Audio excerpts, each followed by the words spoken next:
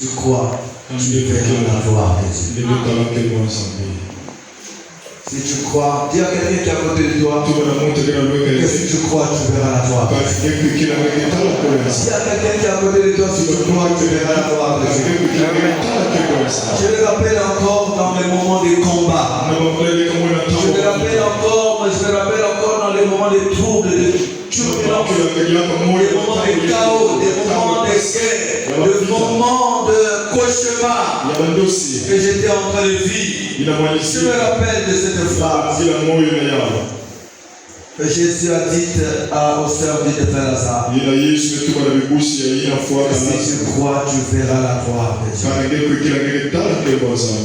Pourquoi je me rappelle de cela? Parce que le combat était devenu un combat rude pour moi. Il fallait le service des anges. Et je me rappelle, dans une nuit, pendant que je ressens cette vision, une vision des anges qui chantaient un cantique pour moi.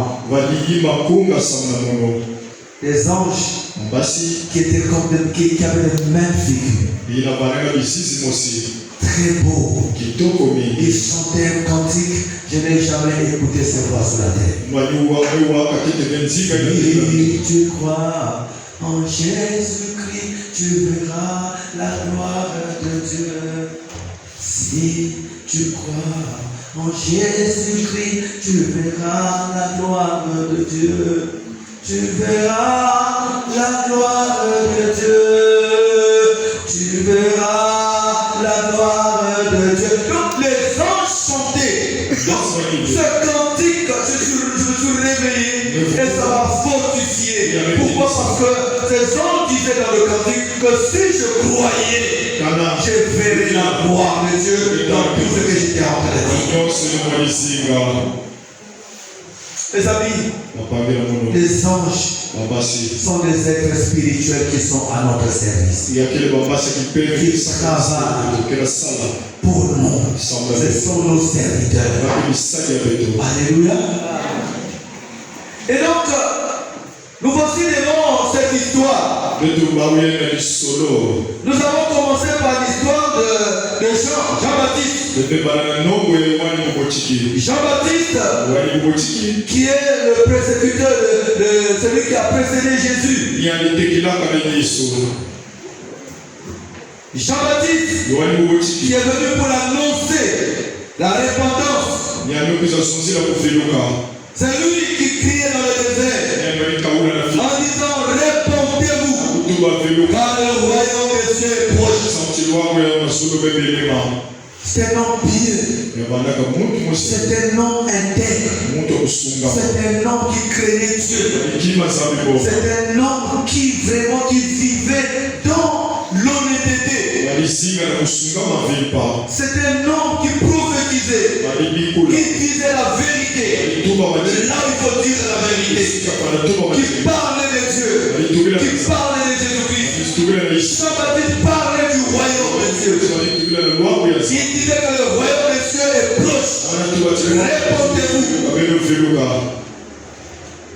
Et pendant qu'il annonçait l'évangile, beaucoup de personnes à cause de sa vérité, beaucoup de personnes le haïssaient. Et c'est pourquoi tu vas comprendre qu'à cause de la vérité que tu dis, beaucoup de personnes vont te haïr. Mieux vaut qu'on te haïsse en disant la vérité que qu'on te haïsse en disant le mensonge. Malheureux, lorsque tu es persécuté, lorsque tu es torturé à cause de la vérité de la parole, sois heureux, sois heureux. Jean-Baptiste disait la vérité. Et quand Hérode, le roi, a eu à convoiter la femme de son frère Philippe, Jean-Baptiste a écouté la nouvelle. Et il est parti dire à Hérode que ce que tu as fait n'est pas bon. Vous savez, aujourd'hui, beaucoup de personnes vont voir les chefs, mais au lieu qu'ils aillent annoncer le message parfois de repentance, mais ils vont leur dire parfois des bonnes choses qui vont plaire. Mais Jean-Baptiste n'avait pas froid aux yeux. Il est parti dire que la femme de Philippe que tu as prise, tu as mal fait. Hérodias, la femme de Philippe que tu as épousée, ce n'est pas de la volonté de Dieu. Et à cause de cela, Hérodias, l'épouse d'Hérode, était en colère vis-à-vis de Jean-Baptiste. Malgré qu'il était dans la maison du roi, malgré qu'il était dans le palais royal, quand il entendait les échos de Jean-Baptiste, il avait toujours la colère. Il était toujours en colère. Et c'est pourquoi un jour, comme des coutumes, nous voulons parfois fêter nos anniversaires. C'était l'anniversaire d'Hérode. Et ce jour-là, Hérode a invité beaucoup de personnalités. Personnalités politiques, militaires, tous les chefs. Il les a invités à son anniversaire. Et pendant cet anniversaire, c'est là où la fille d'Hérodias, sa fille, vient danser pendant l'anniversaire de Hérode. Et tellement que la fille dansait très bien, tellement que la fille était vraiment une bonne danseuse, le roi Hérode a appelé sa fille, sa petite fille pour la congratuler, pour dire: ah, tu as bien dansé ma fille. Qu'est-ce que je peux te donner comme cadeau? Qu'est-ce que je peux te donner? Et comme ces rois-là, quand il y a souvent quand il y a des hautes personnalités, parfois ils proclament des choses, oubliant parfois que ces choses vont leur coûter cher. Et c'est là où Hérode dit à la fille: dis-moi, qu'est-ce que tu veux que tu donnes comme cadeau à cause de cette démonstration de la danse? La jeune fille n'a pas parlé aussitôt. La jeune fille est partie vers sa mère. Sa mère qui était déjà en colère contre qui? Sa mère qui était déjà en haine contre Jean-Baptiste. À cause de quoi? Parce que Jean-Baptiste avait dit à Hérode: pourquoi tu as pris Hérodias, la femme de ton frère? Ce n'est pas bien. Et Hérodias, sans tarder, il a dit: non, mais ça c'est une occasion, une bonne occasion pour que Jean-Baptiste puisse être brisé calmement, pour que Jean-Baptiste soit déclassé définitivement. La femme de Jean-Baptiste, la femme de Hérodias dit à sa fille: va dire au roi que je veux que tu me donnes sur un plateau d'argent la tête de Jean-Baptiste. Entre-temps, Jean-Baptiste est où? Pendant que Hérode est en train de fêter, Jean-Baptiste est où? Jean-Baptiste est en prison. Il est en prison, il a fait quoi? Il n'a fait rien de grave, rien que la vérité, rien qu'annoncer Jésus. Tout le monde vous dit à quelqu'un que tu peux être un homme pieux, tu peux être un homme craignant Dieu, tu peux être un homme qui a l'honnêteté, qui a la vie chrétienne enrichie. Malgré ton intégrité, et tu te retrouves parfois dans une prison. Jean-Baptiste est innocent, mais il se retrouve dans une prison. Et on est en train de comploter contre lui. Lui-même, il ne sait pas ce qu'il lui a fait. Il ne sait pas. Et c'est là où le roi la déclare: quand la demande de la fille a été faite, Hérode fut attristé.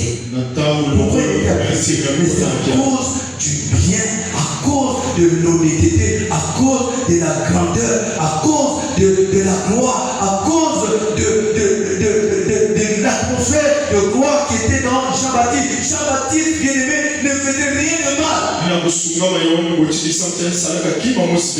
Il était dans la stupeur, il était vraiment abattu.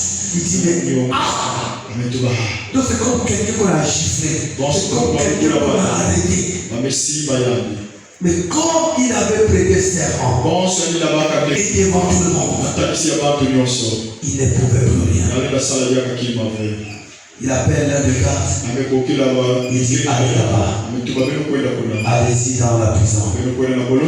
Prenez Jean-Baptiste, coupez-le la tête et amenez-moi la tête sur le plateau d'argent.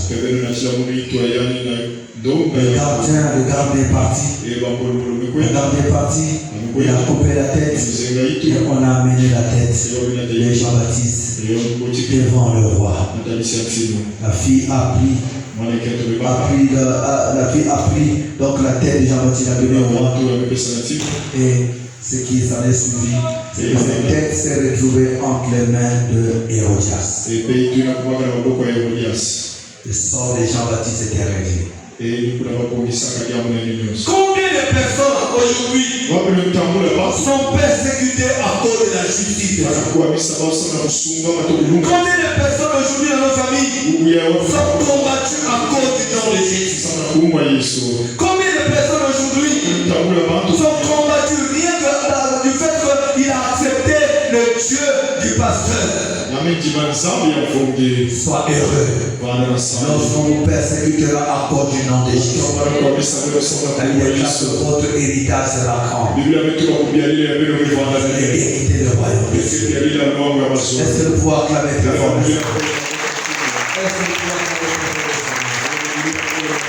Donc, quelqu'un peut être en prison sans rien faire de mal.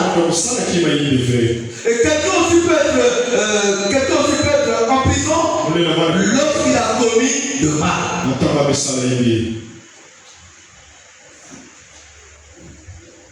Nous avons lu aussi l'histoire des gens, de Jean chapitre 11. On nous parle de Lazare. Je sais que vous avez connu cette histoire. Et dans cette histoire, il est clair que Lazare était mort. Et quand il meurt, on a annoncé donc, d'abord on a annoncé l'annonce de la maladie.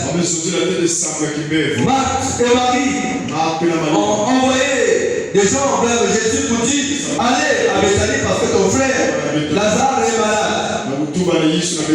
C'est la vie déclare que Jésus n'est pas parti aussitôt. Pour dire quoi? Pour dire que Dieu n'est jamais en retard pour ta situation. Ne pense pas que quand tu pries, le Seigneur ne te répond pas. Ne pense pas que quand tu demandes à Dieu, Dieu ne te répond pas. Ne pense pas que Dieu n'a jamais écouté ce que tu as demandé. Dieu attend le bon moment. Alléluia. Dieu attend le bon moment. Dis à quelqu'un qui a côté de toi, Dieu attend le bon moment pour te visiter. Et je crois que ce soir, c'est une soirée extraordinaire où le Seigneur est prêt de libérer quelqu'un. Je dis à quelqu'un, Dieu est prêt de libérer quelqu'un ce soir. Lazare est mort à Bethanie. Et pendant que Lazare meurt, Jésus est formé spirituellement. Et c'est pourquoi il dit à ses apôtres, allons-y à Bethanie parce que je sens que mon frère Lazare dort. Et les disciples ne savaient pas qu'il s'agit de la mort physique. C'est pourquoi ils ont commencé à dire à Jésus, s'il dort, mais nous irons là-bas, tu vas le réveiller. Mais après, Jésus a compris que les disciples ne comprenaient pas. Il leur dit, Lazare est mort. Allons-y là-bas, je vais le ressusciter. Allons-y là-bas, je vais le ressusciter. Thomas. Dites avec moi Thomas. Il y a toujours des Thomas. Je ne sais pas si ce soir il y a tous des Thomas. Est-ce que ce soir il y a un Thomas? S'il y a un Thomas qui acclame un peu le Seigneur.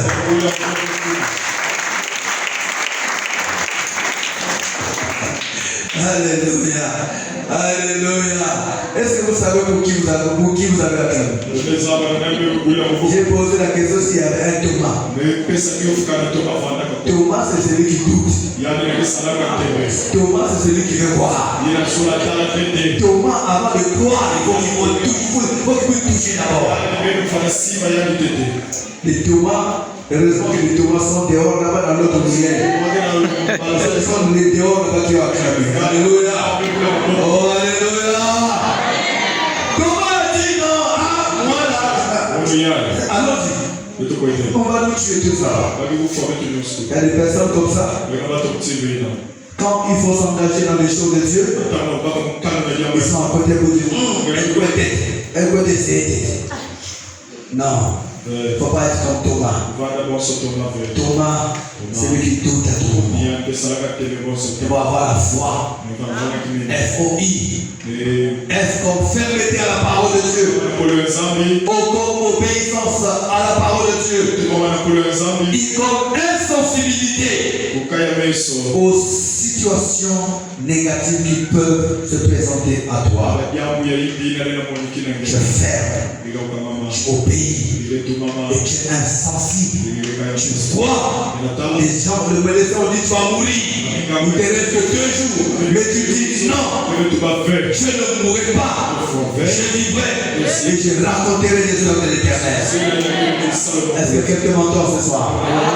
Est-ce que quelqu'un m'entend ce soir? Ils sont partis à Bethanie. Quand ils arrivent à Bethanie, les sœurs qui devaient la sont informées. On va informer Marthe. Le maître est là. On va informer Marie. Et Jésus est là. Marthe se présente auprès de Jésus pour dire: oh Jésus, si tu étais là. Ah, mais pourquoi tu as fait comme ça vraiment? Et pourtant c'est ton frère. Et pourtant c'est ton ami. Ah, on t'a envoyé des nouvelles. Mais tu n'es pas venu. Mais là, maintenant, qu'est-ce que tu peux faire? Ça devient comme médecin après la mort. Et il est déjà mort. Jésus a dit: ne savez-vous pas que je suis la résurrection et la vie. Je suis la résurrection et la vie. Et quelqu'un peut rester comme il serait mort. Ils ont commencé à dire: oui, mais nous le savons, c'est au dernier jour. Pas maintenant. Et là, il est mort. Marie, c'était la même chose. Quand il s'est approché: oh, Jésus, pourquoi tu es venu en retard? Jésus a repris la même chose. Ne vous ai-je pas dit que je suis la résurrection et la vie? Et c'est pourquoi au verset 35, à cause de l'incrédulité, à cause du doute, à cause du manque de foi, à cause du manque de foi des paroles que Jésus prononçait, Jésus a pleuré. Manque de foi. Bien aimé, le manque de foi est un péché. Les inquiétudes sont un péché. Quand tu t'inquiètes dans ta vie, c'est comme si tu veux dire que Dieu ne peut rien faire dans ta vie. La Bible déclare dans Philippiens 4, verset 6. Il déclare: ne vous inquiétez de rien, mais en toute chose faites connaître vos besoins à Dieu par des prières, des supplications, des actions de grâce. La Bible déclare: ne vous inquiétez de rien. Si dans la prière, tu n'as pas trouvé que des causes, il faut faire quoi? Il faut prier. Deuxièmement, supplier. C'est-à-dire que dans des supplications, tu es en train de là où peut-être même tes larmes peuvent sortir. Si dans la supplication, ça ne va pas marcher, action de grâce. Seigneur, je te rends grâce de ce que tu m'as déjà exaucé. Les actions de grâce, c'est des prières fortes, mais puissantes, qui excitent Dieu d'agir à votre faveur. Ils sont partis à la tombe, qui est comme une forme de prison. Pierre était là. Pierre roulait. Lazare était dans la tombe depuis 4 jours. Jésus a dit: ôtez la pierre. Ôtez la pierre de l'incrédulité. Ôtez la pierre du doute. Ôtez la pierre du raisonnement. Ôtez, parce que moi je suis la vie. Je vais donner la vie à celui qui est à l'intérieur là. Ôtez la pierre. On lui dit: il sent déjà. Sentir ou pas, ce n'est pas mon problème. Moi je suis la résurrection et la vie. Ôtez la pierre. Ils ont ôté la pierre. Et il a crié: Lazare, sors. La Bible déclare: Lazare est sorti du tombeau, les pieds et les mains liés, enveloppés de linge. Jésus a dit: déliez-le et laissez-le aller. Il était dans la prison de la tombe avec des liens. Mais Jésus, le Rédempteur, lui qui a la solution à tout problème, lui qui ne change pas, il est venu, il a pris Lazare, il est sorti du tombeau, et Lazare est sorti libre et vainqueur du tombeau. Avec le cas qu'on lui a délié, et il est revenu à la vie. S'il y a des gens qui t'ont déjà enterré, j'annonce et t'annonce que tu ressusciteras au nom de Jésus. Si ta destinée a été enterrée, si ton travail a été enterré, si ton mariage a été enterré, si tes études ont été enterrées, ce soir, l'onction qui est dans cette salle va ressusciter tout ce que l'ennemi a enterré. Je le déclare au nom de Jésus. Acclame très fort le Seigneur. Acclame très fort le Seigneur. Bien-aimé le Seigneur, nous sommes en train de parler de comment sortir des prisons spirituelles. Nous avons déjà vu ce qu'est les prisons spirituelles. Nous avons vu quels sont les types de prisons spirituelles. Nous avons vu aussi les attitudes, ou encore les comportements, ou encore tout ce qui sont dans les prisons, quels sont les signes qui les accompagnent. Mais ce soir, rapidement, nous allons voir quelques causes de prison spirituelle. Et dimanche, nous allons terminer avec comment sortir de prison spirituelle. De causes spirituelles, nous avons les causes émotionnelles. Causes émotionnelles. Il y a des personnes bien-aimées qui sont tourmentées, qui sont en prison à cause de tout ce qu'ils ont vécu dans leur vie. Il y a des personnes, par exemple des femmes, qui ont été abandonnées par leurs époux. Il y a des jeunes filles qu'on a violées dans leur enfance. Certaines personnes ont subi des traumatismes dans leur vie. Et dans leur esprit, dans leur âme, elles se retrouvent comme dans une forme de prison. Elles pensent que tous les hommes sont pareils. Ils pensent que le monde, partout tout le monde est pareil. Et ils prennent comme option de vivre dans la solitude. Il y a des traumatismes dans l'esclave. La personne peut vivre seule. La personne, quand quelqu'un s'approche de lui, il dit non, et c'est pourquoi je dis parfois à ces personnes-là qui ne veulent pas être avec les gens, je leur dis, bon écoutez, on va prier le Seigneur que tout point de noir, tout le monde puisse mourir et que tu restes la seule personne à point noir. Et quand je pose avec, est-ce que tu souhaites que comme tu ne peux pas rester avec les gens, que tout point noir soit exterminé et que tu restes la seule personne à point noir. Après il me dit, non, non, papa, il n'est pas bon. Non, la solitude n'est pas bon. Être seul n'est pas bon. Il faut être toujours avec les gens. Mais à cause des choses que tu as vécues dans ta vie, tu vis dans une forme de prison. Et dans cette forme de prison, tu as décidé que jamais je ne le pardonnerai. Je ne pardonnerai jamais la personne qui m'a fait du mal. C'est au ciel que je vais le pardonner. Mais qui t'a dit que tu es au ciel? Rien que par le manque de pardon, tu ne peux pas entrer au ciel. Alléluia. Alléluia. Prison émotionnelle. Nous avons aussi autre cause. Nous avons les pratiques occultes. Quand quelqu'un a des pratiques occultes, les pratiques occultes comme la sorcellerie, la magie, le fétichisme, toutes ces personnes-là qui sont dans les sciences occultes, ils sont dans les prisons spirituelles. Ils sont dans les prisons. Il y a des personnes parfois que tu vois rouler une carrosse avec une voiture fumée. Il y a des personnes parfois le diable, là ils ont tiré les pattes, on leur a dit attention, tu ne dois pas dormir avec ta femme dans la chambre. Tu dois dormir à les toilettes. Tu dois manger à les toilettes. Tu dois coucher avec le fort. Quelle compromission. C'est pourquoi dans vie jamais quelqu'un. Parce que tu ne connais pas la source de sa richesse.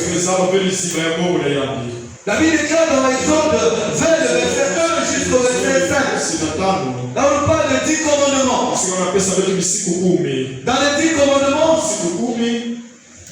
Il y a un des commandements où le Seigneur dit que tu n'auras pas d'autre Dieu devant ma face. Tu ne te feras point d'image taillée, ni de représentation quelconque, des choses qui sont en haut dans le ciel, ni en bas sous la terre, ni dans les eaux, ni plus bas sous la terre. Tu ne te feras point d'image taillée. L'Éternel dit, car moi, Dieu, je suis un Dieu jaloux, qui punit l'iniquité de père jusqu'au fils, jusqu'à la troisième et à la quatrième génération de ceux qui les haïssent. My God, Dieu dit que je suis un Dieu jaloux. Pourquoi? Parce que lorsque, en tant qu'enfant de Dieu, tu te présentes devant une statue pour te mettre à genoux devant une statue et tu commences à implorer Dieu.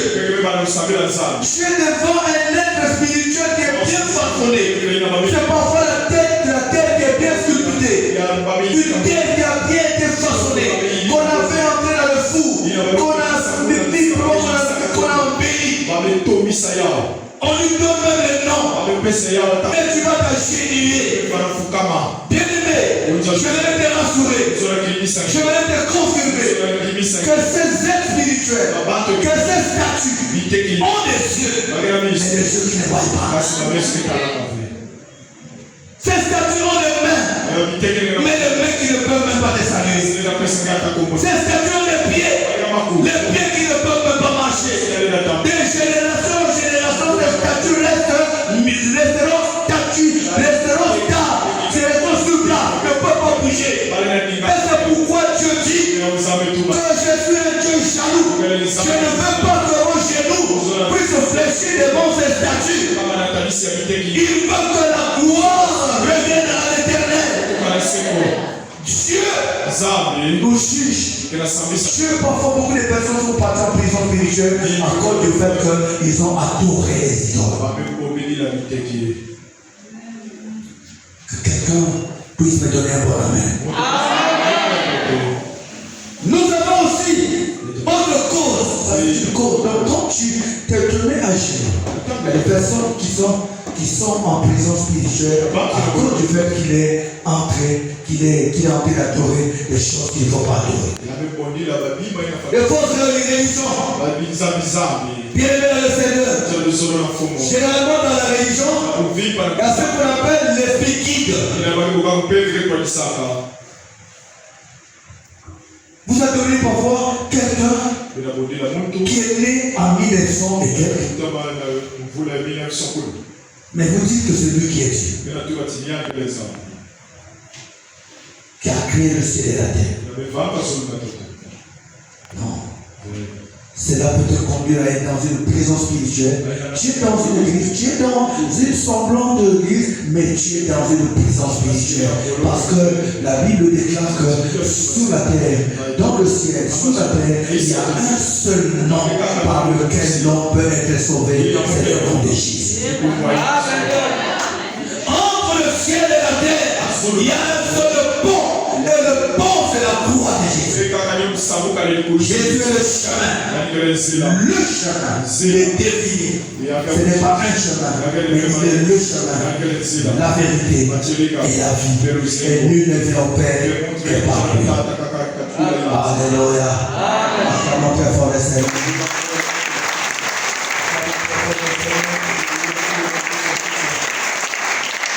Autre cause de prison spirituelle, ce sont les sacrifices que nous avons offerts aux démons. Les sacrifices que nous avons offerts aux démons. Les sacrifices que nous avons offerts aux féticheurs. Écoute mon cher, il n'y a que deux autels où on peut sacrifier quelque chose. Ou c'est l'autel de Dieu, ou c'est l'autel de Satan. Il n'y a que deux autels. Si tu n'as pas sacrifié à Dieu, c'est que tu as sacrifié à Satan.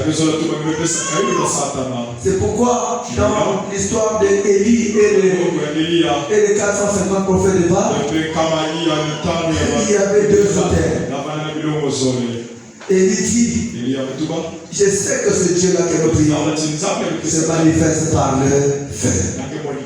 Il dit, faites votre autel. Invoquez votre Dieu.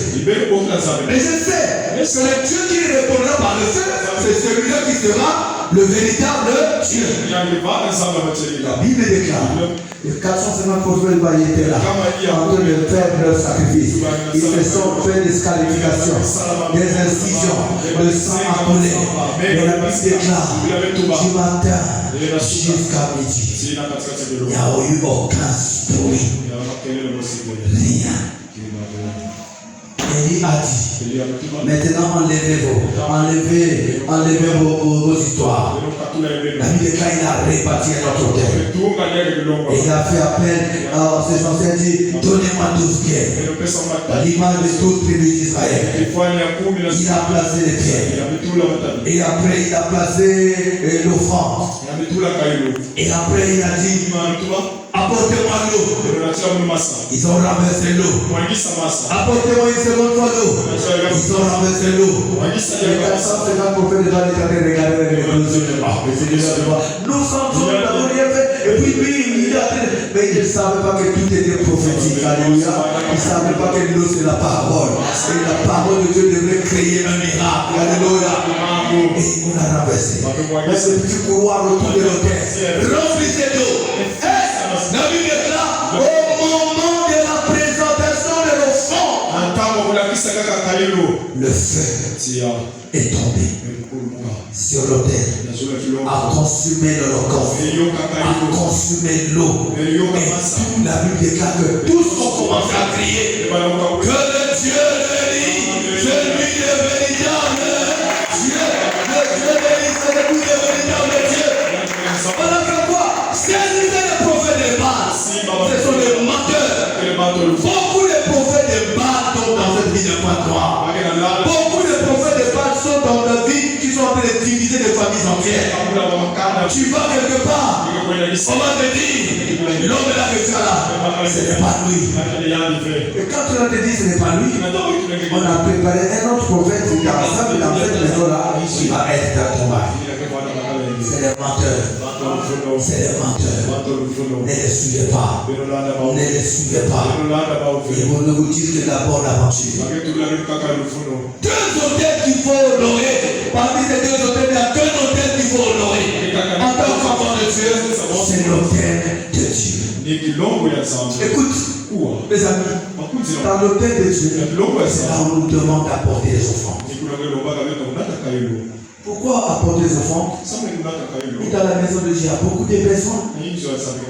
Ici, vous payez l'électricité. Parfois, les micros, il y a des piles qu'il faut acheter. Et tout ça, ça nécessite de l'argent. Est-ce que vous m'entendez, peuple de Dieu? Et il n'y a pas un meilleur endroit où les enfants de Dieu devaient semer leur semence. Ça, c'est l'endroit favorable où nous devons semer notre semence, où nous devons apporter notre provision, où nous devons apporter nos libéralités, où nous devons apporter nos dons, où nous devons apporter tout ce qu'il faut pour que la maison de Dieu ne manque de rien. Alléluia. Alléluia. C'est très capital. C'est très capital. Est-ce que vous pouvez acclamer très fort le Seigneur?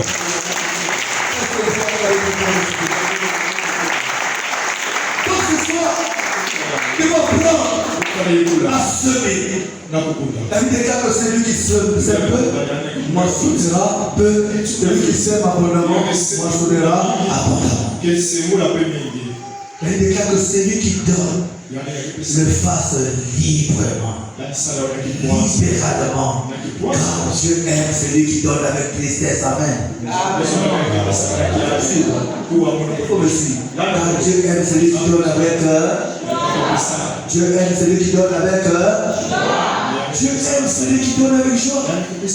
Mais comment quand nous venons à la maison de Dieu, nous donnons quoi? Qu'est-ce que nous apportons? Alléluia. Je me suis retrouvé un jour à l'église avec la financière qui vient me voir. Il vient voir papa. Regarde les 500. 500. Les 500 questions. Ma chiffre vient avec toi. Il y avait toi. Déchiqueté, bien déchiqueté.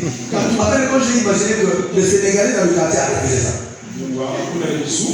Au marché aussi, il est parti, il a révélé. Et comme Dieu ne révise pas, il était terroriste. Quelle malédiction. On dépose des choses qui n'ont pas de valeur dans la maison de Dieu. En fait, quand l'offrande que nous demandons dans la maison de Dieu, c'est l'offrande qui nous représente, qui est l'offrande qui nous ressemble. Qu'est-ce qui te ressemble par rapport à ce que tu gardes, par rapport à ce que Dieu te donne? Regardez, nous sommes au quartier aujourd'hui le 19. Nous sommes au 19. Il nous reste combien de jours pour qu'on arrive en fin d'année? 12 jours. Et en 12 jours, beaucoup de personnes sont mortes, beaucoup de personnes sont malades, beaucoup de toi et moi, Dieu nous a donné la grâce d'être en vie. Qu'est-ce que nous allons offrir en fin d'année? Pendant que vous viendrez à la veillée du 31, si vous allez organiser ça, je sais que tu vas voir ça dans l'église. Quand vous viendrez, vous allez donner quoi à Dieu? Lui qui vous aurait épargné des maladies, lui qui vous aurait épargné des accidents, lui qui vous aurait épargné de tout évidemment. Vous allez lui offrir quoi? 500, 1000 francs, 5000, encore de bienfaits que Dieu nous a donné toute l'année. Je pense que c'est là où devrait parler notre libéralité. Notre libéralité devrait être dans le cadre de la reconnaissance des bienfaits de l'Éternel. Je vais cette parole qui dit les bontés de l'Éternel ne sont jamais épuisées et que ses compassions ne sont jamais à leur terme. Elles se renouvellent chaque matin. Oh, quelle miséricorde! À cause de la bonté de l'Éternel, qu'est-ce que tu vas faire à Dieu? À cause de la bonté de l'Éternel, lui qui nous donne ce bon programme en fin d'année, le séminaire comment sortir de prison spirituelle, qu'est-ce que tu peux offrir à Dieu comme action de grâce? Un grand point de terrorisme. Ça rentre dans le cadre de la libéralité. Quelqu'un me donne son vrai Amen. Amen.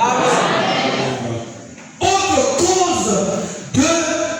cause de prison spirituelle, c'est le monde. Le monde. 1 Jean 2, le verset 15. 1 Jean 15, le verset 1 Jean 2, pardon, le verset 15 à 17. 1 Jean 2. 1 Jean chapitre 2. 1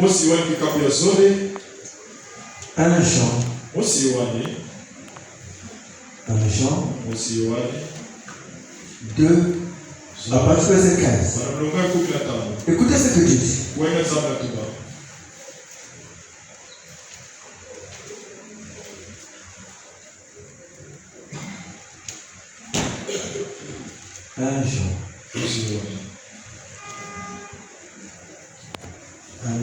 chapitre 2, à partir du verset 15. Est-ce que vous êtes à la page? Lisez avec moi. Lisons ensemble. 1, 2, 3.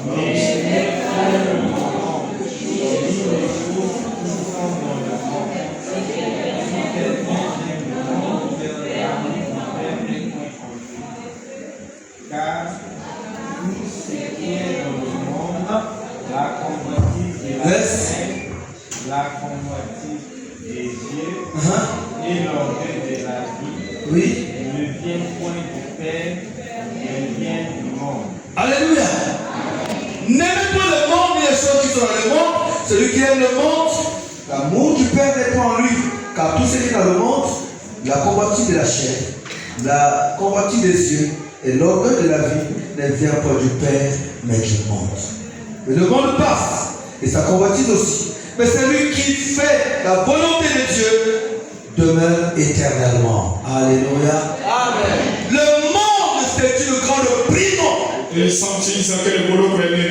Heureusement que Dieu, en tant qu'enfant de Dieu, nous a dit que vous êtes dans le monde, mais vous n'êtes pas de ce monde. Nous sommes ecclésia, nous sommes l'église, les appelés pour la gloire de Dieu, les appelés hors du monde pour former un royaume de sacrificateurs. Nous sommes un royaume de sacrificateurs. Nous sommes un royaume de prêtres. Dans la nouvelle alliance, tous nous sommes prêtres, tous nous sommes sacrificateurs.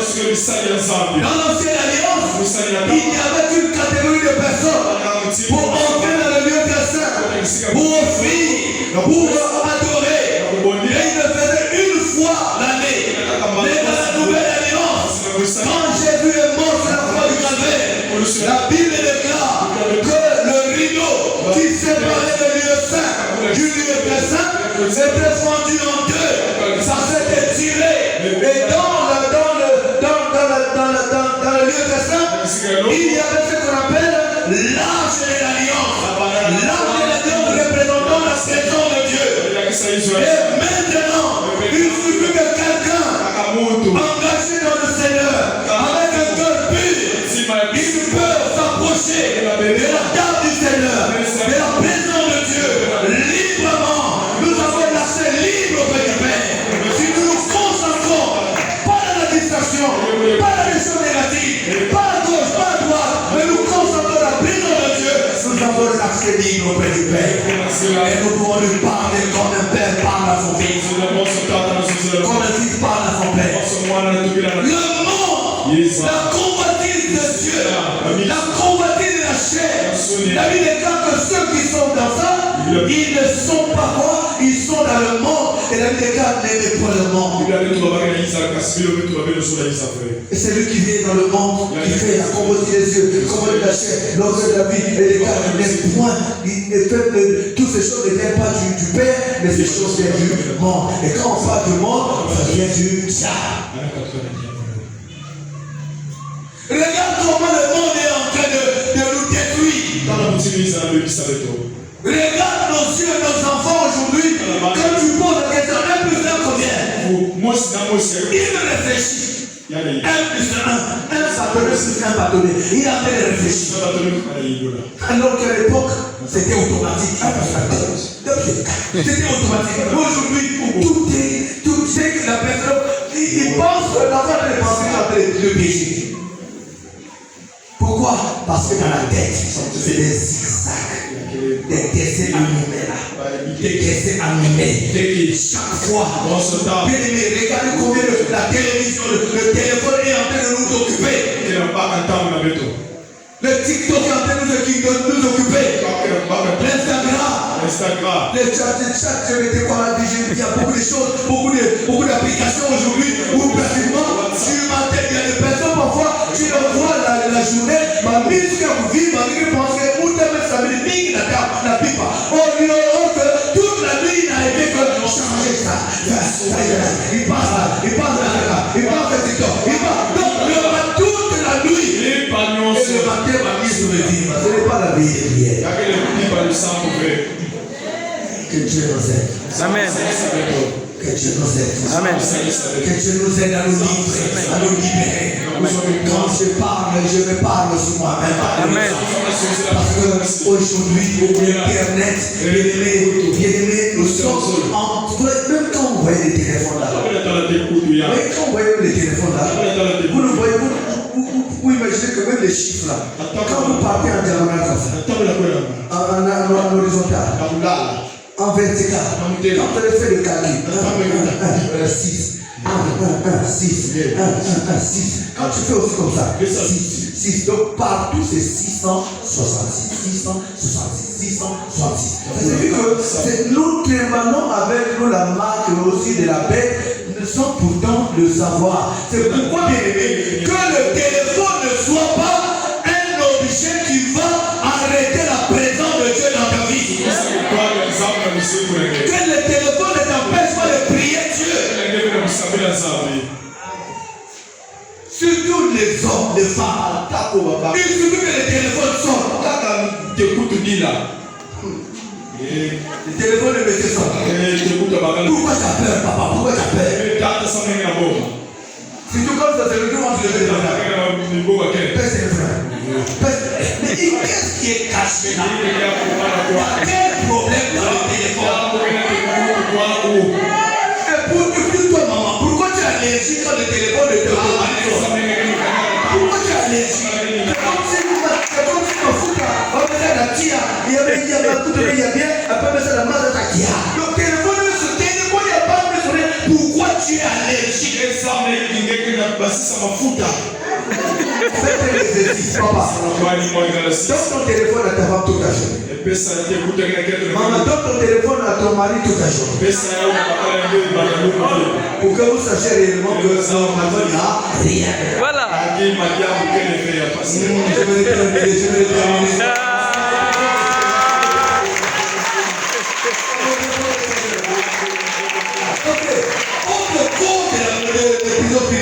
C'est les paroles de malédiction prononcées contre ta vie, contre ta vie. C'est paroles de malédiction. Il y a des personnes bien-aimées qui ont reçu des paroles de malédiction et qui sont entrées dans les prisons spirituelles. Il y a des personnes qui ont tapé sur leurs genoux, sur leurs fesses pour dire